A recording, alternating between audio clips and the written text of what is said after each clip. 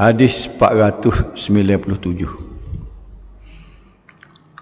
Wa an Buraidah radhiyallahu anhu anin Nabi sallallahu alaihi wasallam qala al-mu'minu yamutu bi'arakil jabin rawahu salasah wa sahhahahu Ibnu Hibban. Dari Buraidah radhiyallahu anhu bahawa Nabi sallallahu alaihi wasallam bersabda, seorang mukmin itu mati dengan keluar peluh di dahinya. Ini riwayat Imam 3 dan sahih menurut Ibnu Hibban.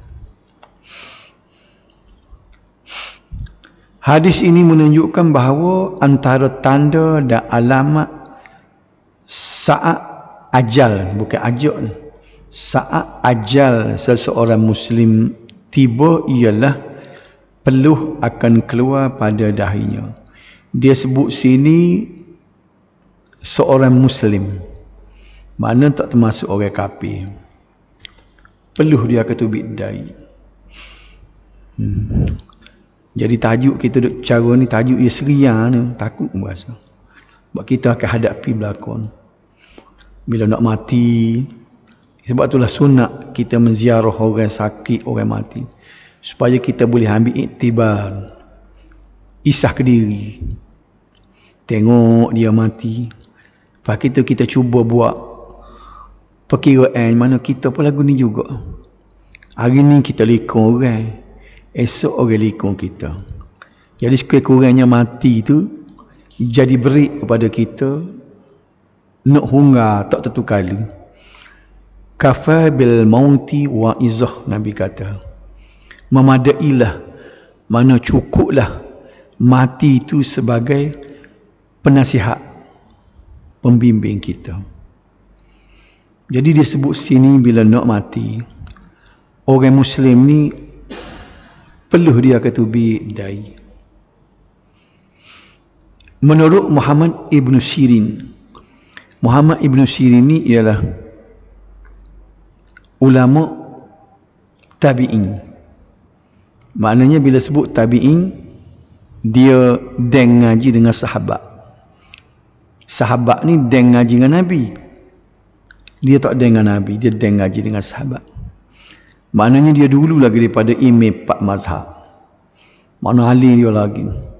Sebab itulah kalau kita boleh jumpa kitab dia lah, kata Muhammad Ibn Sirin tu, kitab hukum dia kan, kita boleh tolak ke tepi hak pak orang mazhab ni, mazhab Syafi'i tak ada dah pakai hak dia. Tapi pasal apa kita tak boleh nak turut pengajaran Muhammad Ibn Sirin ni?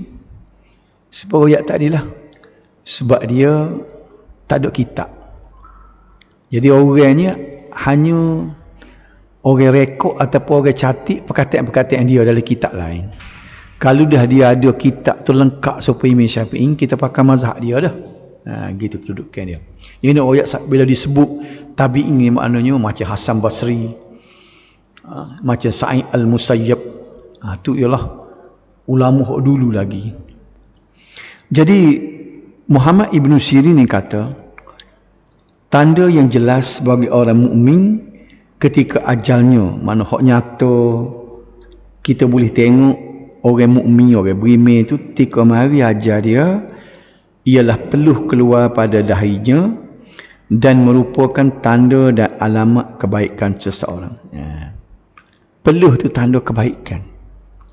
Sebab apa yang jadi tubik peluh tu tanda kebaikan? Kita tengok huraian depan, biar kita boleh tahu jawab malam ni. Sebab bila orang nak mati, bila tubik peluh dahi dia tu, itu tanda kebaikan. Menurut As-San'ani, ni ulama kedua pada tu, kalimah gharakil jabin mempunyai dua pengertian, dua maksud dalam hadis tadi. Nombor satunya, dia kata satu ungkapan atau istilah bagi menggambarkan bahawa nazak, nazak di mana cabut, nyamuk, ruh nak cabut, ataupun dipanggil sakaratul maut. Sakaratul maut tu maknanya mabuk kematian. Itu istilah tu dia, makna dia tak serupa. Nazak maknanya cabut. Sakaratul maut itu mabuk ataupun kepayahan ketika nak mati. Jadi makna arakal jabin ni maknanya dia sebut menggambarkan bahawa nazak ataupun sakaratul maut itu adalah sesuatu yang amat menyulitkan. Tak ada orang mati dengan mudah. Sulit, dia berasa payah. Sehingga dahi seseorang mengeluarkan peluh. Peluh dahi dia pasal apa? Rohoknya nak mati.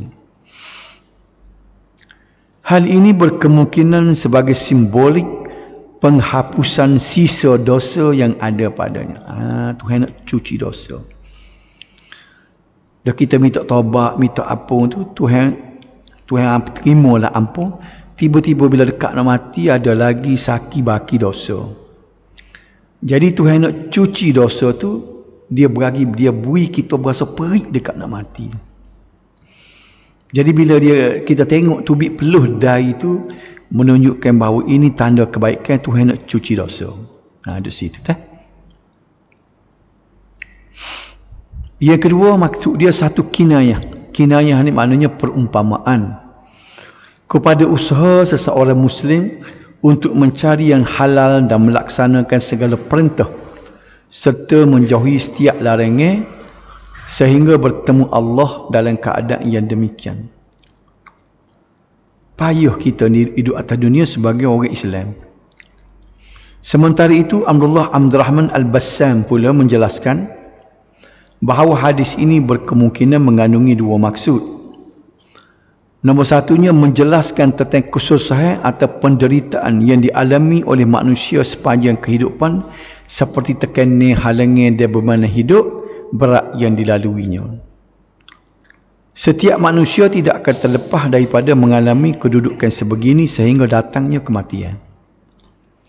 Baik, orang yang beriman akan mengalami penderitaan dengan cara yang betul, kerana sikap berhati-hati dalam memilih sesuatu yang halal, melakukan urusan muamalah yang jelas, tiada unsur-unsur haram.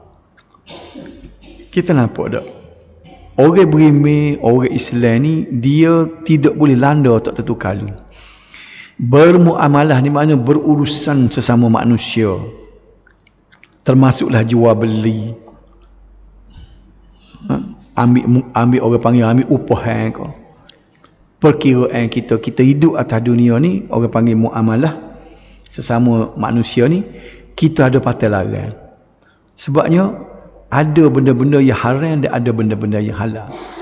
Jadi oleh kerana orang beriman, orang Islam ni, dia letak hukum depan, menyebabkan dia terpaksa kena pilih dan payah. Go tu tak boleh, go ni tak boleh. Tidak sebagaimana orang kafir. Oleh sebab itu rezekinya terbatas. Tengok, kita rezeki kita terbatas. Kita nak cari, kerana mudah kali kita tolak ke tepi benda haram kan. Tak secara haram ke haram, mudah. Gapa dia? Jual daun ketung. Tak. Orang kata berlipat kali ganda jual dadah gapa tu. Tapi kita tak buat tu sebab kita ada batas. Batas tu menyebabkan kita cari rezeki ni sekadar memenuhi keperluan hidup, sehingga bila dia mati tu dia tidak dapat merasai kehidupan yang selesa dan mewah. Masa dia dah. Tapi bukanlah kata cari hak halal tak boleh mewah, boleh juga. Tapi payah. Sebab tu umumnya kita tengok orang Islam, dia kalau dia jenis hak jaga hukum, maka dia akan berdepan dengan benda-benda yang ada patah larang dalam agama, menyebabkan dia nak duduk supaya orang kafir itu tak boleh. Oleh itu dia meninggal dunia dalam keadaan dahinya berpeluh, kerana kelitihan menjalani kehidupan yang penuh dengan cabaran. Allah Subhanahu wa taala berfirman di dalam surah Al-Balad. Al-Balad ni surah ujung. Ayatnya laqad khalaqnal insana fi kabad. Sesungguhnya kami telah jadikan manusia sentiasa dalam keadaan menghadapi kesulitan dan kesukaran jasmani dan rohani. Ini Tuhan sebut sendiri. Manusia ni Tuhan bui hidup dengan kepayahan. Itu bahasa dia dah. Nombor 2, dia kata seseorang yang beriman akan mengalami penderitaan ketika diambang maut atau nazak. Nak cabut nyawa tu orang beriman dia kena derita. Kita kerja pun dah berlakon. Cuma kita minta dengan Tuhan biar kita ada kekuatan. Nak lari daripada penderitaan, susah, payuhnya nak mati tu tak boleh lari. Kullu nafsin za'iqatul maut. Setiap bernyawa tu akan kecap rasa lagu mana pahit maut kematian. Iaitu tika mana tika nyawa tu dicabut. Yang kesakitannya dapat menghapuskan dosa. Sini. Sakit nak mati tu susah payah tu bila-bila Tuhan cabut kita derita sakit tu dia cabut dengan dosa-dosa. Hak tu kita nak.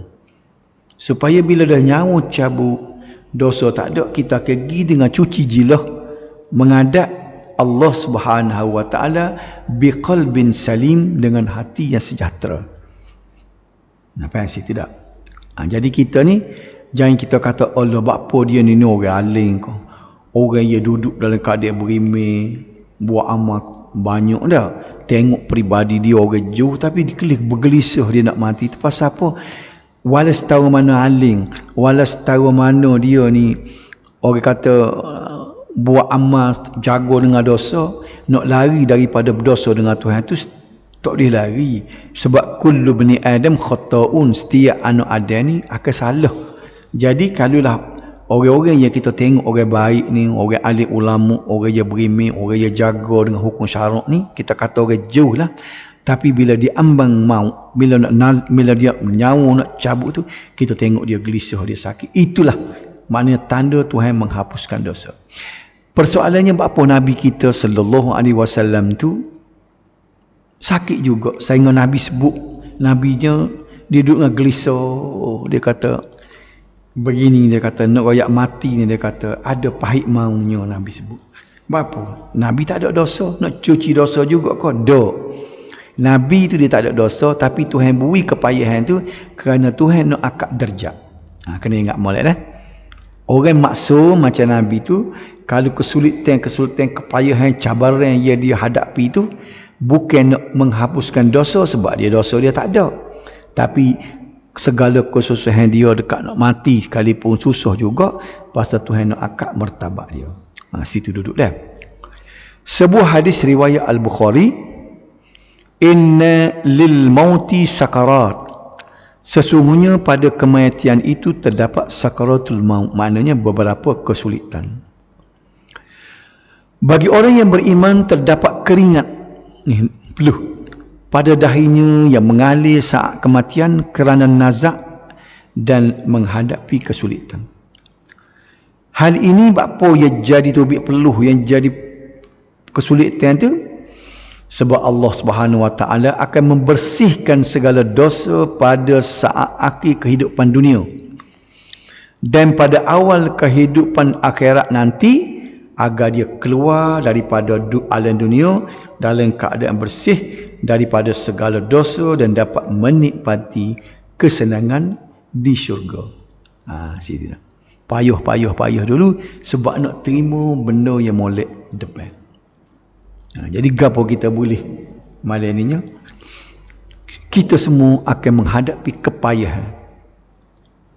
Bila kita tahu gini ni, kita hidup kita berhati-hati. Janganlah siapa dosa tu bila kita bawa dekat nak mati tu Tuhan nak sapu pun tak padan dah. Bila dia Tuhan nak sapu tak padan, dia pakai tak sapu lah. Nanti terima di akhirat lah dia kata. Tu kita tak si. Segala benda tu kira bicara kita nak selesai kat dunia. Tak si dah di akhirat. Kita nak pergi dengan cuci, dengan bersih. Hal ini berbeza dengan orang kafir. Ia akan menghadapi saat kematian dengan mudah. Kadang-kadang kita kelihatan kafir mudah. Kerana mereka akan diazab sepenuhnya selepas kematian akibat kekufuran dan dosa yang telah lalu. Tak ada guna cuci dia pun sebab dia dosa kufur dia tu. Jadi kalau lagu tu Tuhan tidak buat payah lah dia, mudah. sebagai hadiah ke dia. Sebab dia walaupun dia kafir pun, takkan tak ada kebaikan dia buat kat orang atas dunia dah. Dia derma kadang-kadang, dia tolong orang. Kebaikan dia atas dunia tu Tuhan balas. Pertamanya dia balas dengan kesenangan. Kesenangan dia hidup senang, mewah, makan sedap di mana-mana, dengan rumahnya, tempat kediamannya comel, molek dah. Hidup dia sedap, gagah dan nampak di dunia ni.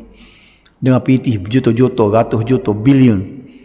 Jadi segala kebaikan dia Tuhan balas atas dunia.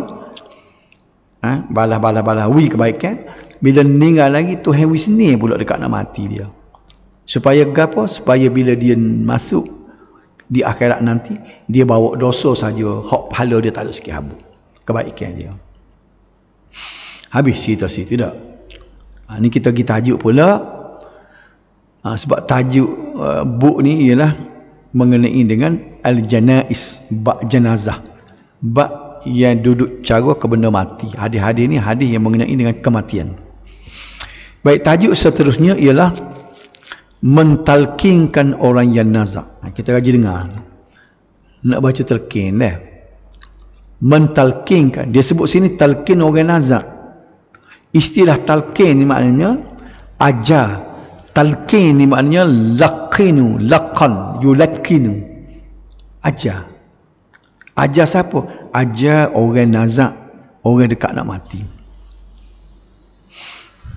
Itulah dia istilah talqin. Kita tengok hadis 498. Wan Abi Sa'id wa Abi Hurairah radhiyallahu anhuma qala qala Rasulullah sallallahu alaihi wasallam lakinu mautakum la ilaha illallah rawahu Muslim wal arba'ah. Dari Abu Sa'id dan Abu Hurairah radhiyallahu anhu bahawa Rasulullah sallallahu alaihi wasallam bersabda, talkinkan orang yang hampir mati, orang yang nazak antara kamu dengan la ilaha illallah. Riwayat Muslim dan Imam Pak. Hadis ini menunjukkan perintah membaca talqin ke atas orang yang sedang menghadapi nazak ataupun pada saat sakaratul maut. Jadi bila Nabi suruh tu ni benda sunat. Kita duduk cupi telinga, kita mengingatkan pada dia supaya dia sebut satu kalimah tauhid. Baik, nak sebut kalimah ni dah Nabi ajar lagu tu, kita jangan ubah. Nabi ajar la ilaha illallah. Tapi setengah tepat dia Allah, Allah. Kalau kita tanya apa Allah tu, dia kata takut payah nak sebut, dia kata. Lepas tu pula takut dia sebut tak ada la ilaha, mati dia kata. Jadi tiada Tuhan, mati dengan keadaan tak ada Tuhan. Tuhan dia tak kira gitu, dia tengok niat orang tu nak kata. Dah tak ada sub tu ni buat guana. Jadi kita ni orang panggil ittiba. Kita orang Islam ni, orang yang beriman kepada Nabi, beriman kepada Rasul ni, biar ada satu istilah juga dia panggil ittiba. Apa makna ittiba? Turut hak Nabi ajar. Kita tak ada hak nak beki, kita kena turut. Dan Nabi sebut tadi, ajarlah orang nak mati tu dengan la ilaha illallah. Apa nak kita tukar ke muka lain pula ni? Macam tak agak ke Nabi lah pula. Kalau tanya tu tak, la ilaha illallah kita ajar. Jadi kita nak bincang ni, nak ajar lagu mana dah. Kalimah talqin yang dianjurkan ialah kalimah tauhid la ilaha illallah. Kerana kalimah ini ialah ucapan terakhir yang terbaik sebelum seseorang Muslim menemui Allah. Rasulullah sallallahu alaihi wasallam bersabda dalam sebuah hadis riwayat Abu Dawud. Nabi kata, man kana akhiru kalamihi la ilaha illallah wajabat lahul jannah. Sesiapa yang mengakhiri ucapannya dengan perkataan la ilaha illallah, maka dia layak memasuki syurga. Faham tu dah hadis. Nabi kata siapa-siapa dia boleh suk percakapan dia ni dengan perkataan la ilaha illallah, wajabat lahu jannah. Perkataan wajabat ni maknanya wajib. Wajib masuk syurga katanya Nabi. Itulah sebabnya kita nak ajar la ilaha illallah. Oleh itu amat penting untuk mengajar orang yang sedang nazak mengucapkan kalimah tersebut. Namun hendaklah diucap dengan ikhlas dan disertakan dengan amalan semasa hidup yang berlandaskan kalimah tauhid. Ni so. Dia bukan semata-mata sebut yang Nabi sebut tadi wajib masuk syurga tu. Semasa hidup dia tu hidup berlandaskan la ilaha illallah. Dengan semayabnya, dengan amalannya, dengan tak buat benda dosanya, dia jaga habis segala anggota dia, mulut, lidah, kaki, tangan turut sebagaimana kalimah tauhid. Barulah terjamin supaya hak Nabi sebut tadi. Tak erok kita kata tak apalah, nanti nak mati kita mengucaplah la ilaha illallah. Biar masa hidup dia tak cara hukum hakimnya, semaya bedok dosa tu berani berlaku buat. Pas kita nanti mengucaplah, dia kata. Sebab Nabi kata siapa dia kalimah dia masa dekat nak mati tu, dia boleh sebut la ilaha illallah, masuk syurga. Tak aci lagu tu. Tak boleh sebut apa tak tahu. Terkoci rapat. Cuma nampak situ. Sebab dia ada kiraan. Bukan kita dah. Orang ajar pun amalan kita dah. Ia mendorong kita ni boleh sebut kau tak boleh sebut. Kalau amalan kita atas dunia ni tunggal langgar, tak tahu hukum hakim mana, kalimah tauhid tu reti sebut saja, tapi tidak bergerak, tidak buat sebagaimana tuntutan kalimah tauhid, tak ada jaminan kita boleh sebut la ilaha illallah. Para ulama telah sepakat tentang hukum talqin adalah sunat, bukan wajib. Tak siajar pun tak apa, tapi itulah pertolongan akhir kita kepada saudara-saudara kita, waris-waris kita, anak-beranak kita yang nak mati. Pertolongan kita akhir sekali ialah ajar dia la ilaha illallah. Talqin yang dianjurkan oleh syarak, dengar molek di sini ialah talqin sebelum kematian, tika nak cabut nyawa, bukan talqin selepas kematian seperti yang diamalkan oleh sebahagian masyarakat Islam hari ini. Ini buah baloh pula lah ni. Tidak buah baloh ni. Ni kita ni kata lagu ni. Ni orang mati kita ni dah, lepas tu dia ajar. Hak ni tidak ada hadis. Ia suruh benda lagu tu. Cumanya benda ni atas pahami masing-masing. Dia berasa nak talqin juga.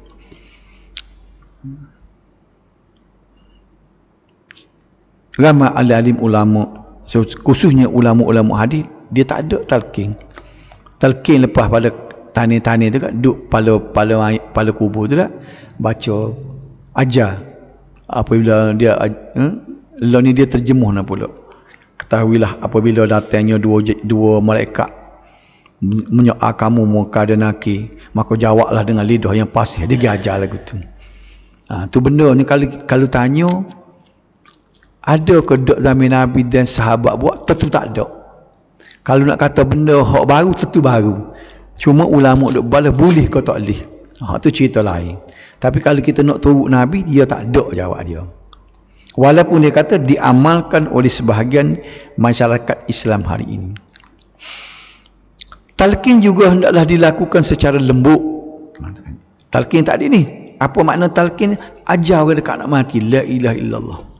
Dia kata kita kena ajar dengan cara lembut, sebut koho jangan derah.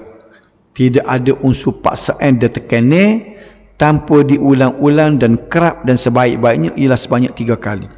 Jangan bui juga. Sebabnya kita nak ajar dia biar dia boleh tangkap gapo kita ajar. La ilaha illallah. Dia kata buat 3 kali sudah. La ilaha illallah. Dia dengar la ilaha illallah, kita perhati tengok dia tu boleh ambil, dia pun sebut la ilaha illallah. Kalau nampak dia boleh jangan ganggu dia. Lama dia tengok nak sebut pun dia bui juga la ilaha illallah, la ilaha illallah. Itu mengganggu dia. Jika orang yang ditalkinkan itu sudah menyebut kalimah tauhid, dia sebut dah, dan kita sudah pasti kalimah yang disebut itu betul, kita dengar mulut dia la ilaha illallah, takut salah diri disebut muka lain pula, maka ia tidak perlu diulang-ulang. Tu je cara nak ajar dia. Ingat molek tu dah. Jangan ajar acak kali. Kalau kita yakin dah dia tu boleh sebut, berhenti setakat tu.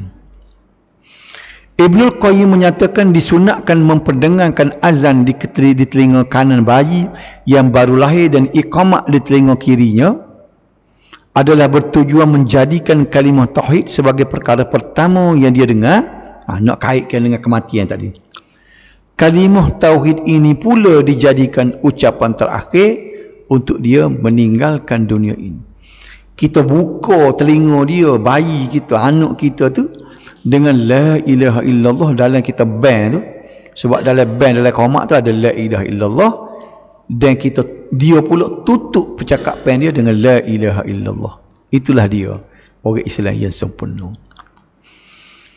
Baik, habis itulah. Ya, ini soal lagi pula. Kita nak ambil tahu belakang.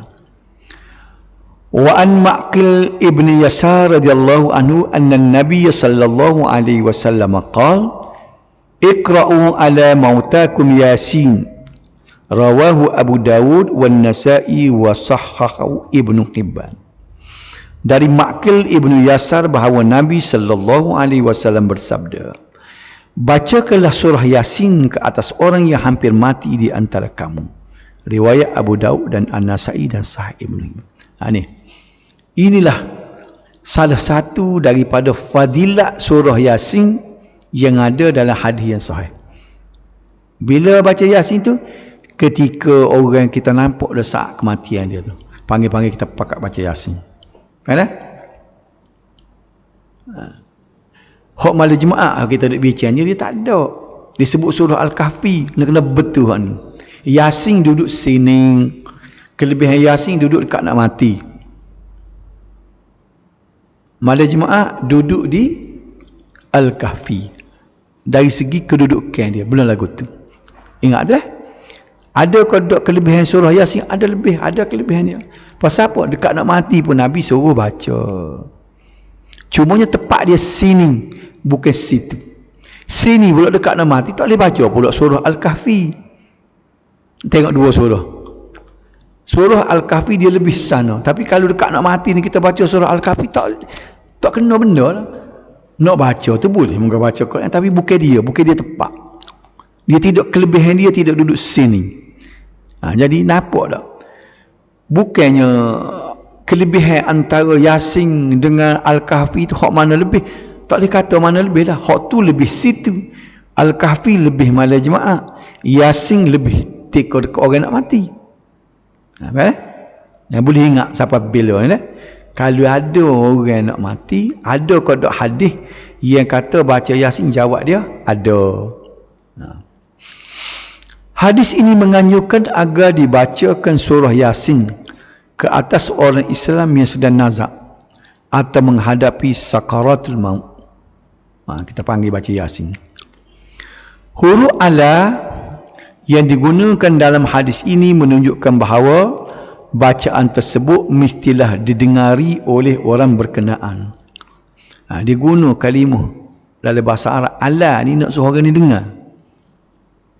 Kalau bacaan ke atas orang yang sudah meninggal dunia, dah dia mati dah, kita nak baca ke dia, maka huruf yang sesuai untuknya ialah inda, bukannya ala. Jadi artinya dia suruh baca Yasin tu kau dekat nak mati. Bukan kau, tak apalah tu mati dah, mari kita pakat je baca Yasin, kita hadiahkanlah kepada si mati. Hak tu kalau dia suruh baca Yasin orang yang mati dah, dia akan sebut dalam hadis tadi inda. Tapi dia guna ala. Ala tu makna tu yang ada cokoh. Tu yang tak mati lagi. Faham tak?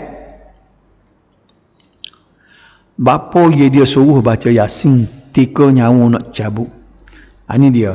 Antara hikmah dianjurkan membaca surah Yasin ialah untuk memudahkan ruh keluar daripada badan.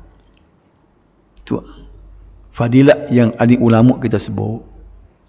Nak suruh mudah sikit tubik ruh. Ruh ni payah nak tubik.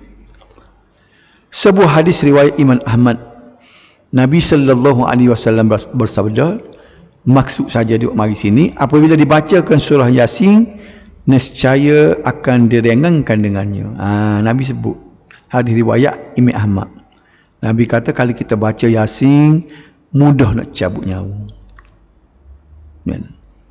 Pak kita kata dah mudah cabut nyawa, dah kita tak sewi mati.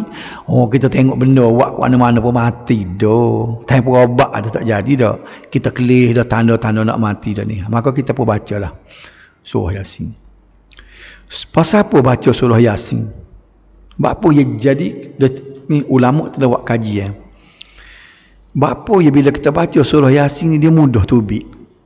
Sebab ruh ni dia ada kaitannya dengan tuan empunya badan. Surah Yasin ni surah, kalau kita baca terjemuh dari surah Yasin ni, dia banyaknya keterangan tentang kehinaan dan kehancuran dunia. Janji kebangkitan dan hari kiamat serta syurga neraka yang disediakan oleh Allah Subhanahu Wa Taala. Jadi dalam Yasin sebutir itu duk cerita hak akhirat. Jadi mudah-mudahan dengan mendengarkan surah Yasin itu boleh mendorong untuk mengingati perkara akhirat. Jadi orang yang dengar ni, dia akan dengar, ni surah Yasin duk cerita hak akhirat. Mudah-mudahan tuan yang dengar ni dia putus dengan dunia. Dia duk hadap ke akhirat, maka mudahlah ruh dia tubik. Dia melupakan segala urusan dunia. Tak si berlaku di dunia. Pasal aku dengar surah Yasin ni, surah Yasin duduk cerita hal di akhirat. Al-yawma nakhtimu ala afwahihim wa tukallimuna aydihim wa tashhadu arjuluhum bima kanu yaksibun. Pada hari akhirat nanti mulut sekejap koci, maka bertuturlah tangannya dan disaksikan oleh kaki dengan apa yang mereka buat masa di atas dunia dulu. Jadi dia dengar lagu tu, maka dia pun dah hadap ke akhirat, lupa dah ke dunia. Dengan cara tu ruhnya dapat keluar dengan mudah. Okay. Isu buku apa tak masuk sahaja. Apa yang saya tak? Kita nak tengok pula hukum berkaitan dengan jenazah.